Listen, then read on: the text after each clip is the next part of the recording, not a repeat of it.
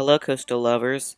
So there are a lot of different roller coasters out in the world, and there has to be one out there that does not get a lot of attention or just gets hated on. But when you try it out, you get surprised, or you think that it gets a bit too much hate and consider it underrated.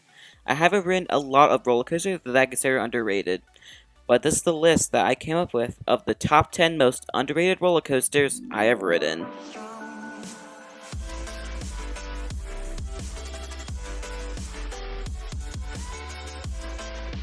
Welcome to King's Coasters. If you are new and just discovered this channel and have an obsession with roller coasters, King's Coasters will be for you and it would help out if you subscribe to join the crew. And if you're a returning viewer, welcome back. So like I said earlier in the video, the first few coasters on the list I don't describe underrated. I think these coasters get a bit too much hate instead of calling it underrated. The first of these few coasters is Diamondback, which will be taking the number 10 spot. I think that people are hating this ride a bit too much. Some people say it's the worst B&M Hyper out there, but I see why. I haven't ridden another B&M Hyper yet, but this ride is awesome. And I know there's a rattle on this coaster, but I can look past that. This ride's layout is covered with camelback hills, 2 helixes, and a picturesque splashdown. I also love the restraints on these B&M Hypers. The contours around your waist area, and it's really comfortable. I also have a review on this coaster, so go to the description if you want to check it out yourself.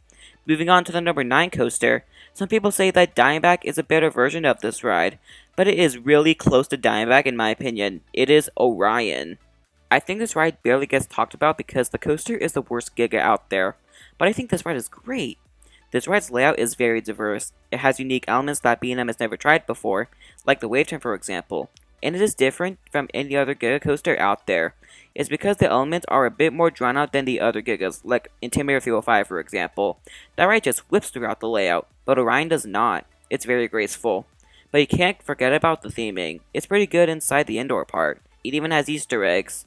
And just like Diamondback, this is another ride that I have a review on, so check it out in the description. Going up north to the roller coaster, Cedar Point, people are starting to hate on this coaster for absolutely no reason, but I think it shouldn't get hated on. It's Steel Vengeance. I don't describe this ride as underrated, I just think it's getting hated on now, but this coaster is outstanding. The ride has so many airtime moments and it includes 4 inversions and 5,000 feet of RMC madness. This ride is also really pretty, and it's very menacing. When you're looking at the skyline of Cedar Point, in the back, you see Steel Vengeance's intimidating wind structure. This ride is so much fun, and it's currently my number 1 coaster, even after 10 months. Going from one RMC to another, this ride isn't getting as much hate as Vengeance, but I do not see people talking about this ride as much anymore, and that coaster is Lightning Rod. This is easily my number 2 coaster at the time of this recording, because this ride is so dang good, even after the retracking. And I know it didn't fly over the dolly, but I thought the airtime element was great. This ride has a quality layout over a quantity layout. It even has a wave turn, a twist and shout, and especially the quad down. That element on Lightning Rod is easily the best moment on that ride. And this ride is one of the smoothest roller coasters I've ever ridden. RMCs in general are so smooth, but I've heard there are a few rough RMCs out there like Wonder Woman and Outlaw Run. But I haven't been to those 2 parks yet, but I hope I get to visit them someday. Going back to Kings Island, this was a ride I used to marathon, and you've seen the video that will be in the card above. And before we move on, I want to say thank you so much for blowing up that video. It was actually kind of surreal when I saw that video pass 1,000 views, because the lovers are amazing. You don't even know how grateful I am. But let's get back on topic. This ride was fun, but now I don't ride it as much, and barely anyone talks about. It is Backlot Stunt. I will say that this ride is a little beast. The first helix is unbelievable. You're seeing gray until you're at the top, and the launches are pretty fun, but not as forceful as other launches that I've experienced. This is easily one of the best themed coasters at Kings Island, and maybe even the Cedar Fair chain. After the helix, it has a bit of theming, and on the second launch, it also has some theming, which is great. I haven't ridden this since October of 2022, so I think it's time to get a rewrite soon. Going to a less known park, some of you viewers have probably never been on this, or even heard of it. It is Tornado at Stricker's Grove. If you thought that Backlot or Lightning Rod wasn't getting a lot of attention, I bet you haven't looked at Tornado.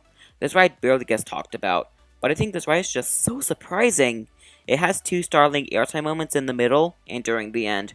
I was holding onto the buzz bar for dear life during the 2 airtime moments, but if we put those 2 moments aside, this ride is still pretty fun. and the two hills after the first turnaround is pretty fun. I swear nobody ever talks about Tornado, so it is special, and it is one of the most challenging credits to get, but I have the credit, and it's definitely the rarest credit that I have.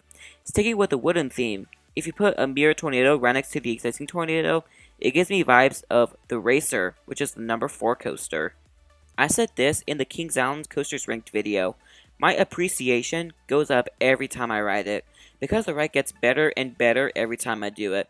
The airtime hills have fun airtime, and the drop has a fun free falling sensation.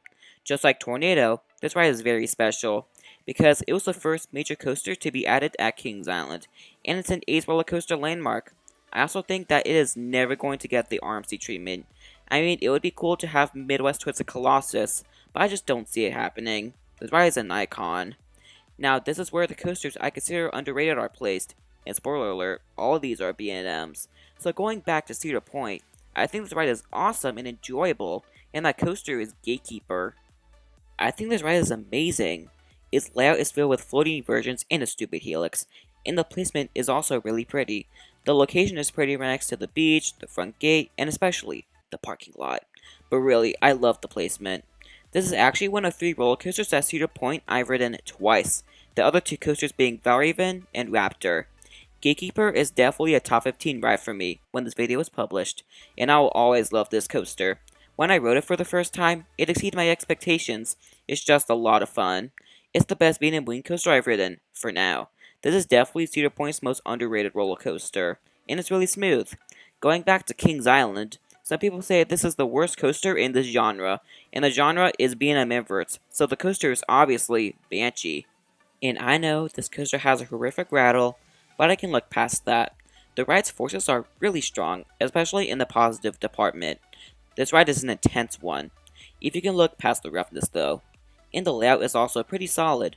The first loop is very strange because it wraps around the lift hill, and it features 2 more noticeable inversions, which is the one-of-a-kind pretzel knot and a very slow inline twist. That inline twist has very freaky hang time. It feels like you're going to fall right out of your seat and die, but you don't. This ride is awesome. I also have a review on this coaster, so you can check it out in the description. And now, it is time for the number 1 spot. And you know what? Banshee reminds me of a wing coaster layout, because all the elements it has are floaty. And what is another floaty coaster that I can think of? Wild Eagle, which is the number 1 coaster. This is easily the most underrated roller coaster that I have experienced. Some people say it's forceless, and the ride isn't much, but when I got on it, I was surprised. All the things that the people said were absolutely wrong. The ride was more forceful than I was expecting, and the ride was great, and the drop in the back, amazing. It even has 4 different inversions throughout the ride. My favorite is definitely the vertical loop. It's because you just get dragged over it in the back. If you want the experience I'm talking about, do the back. It's wild back there. The layout is also the strangest I've seen on a wing coaster. It reminds me of one of the floorless coasters like Rougarou, for example. It's all mostly inversions, then the end is just Just like Gatekeeper, this ride is in my top 15 for now, and this is definitely the most underrated roller coaster that I have ridden. So that is all of the top 10 most underrated roller coasters I have ridden. If you enjoyed this video, make sure to give it a big thumbs up, and it would help if you subscribe to the channel. What's your most underrated roller coaster? You can post anything you want in the comments below, and if you're new, I upload videos mostly every Saturday at noon.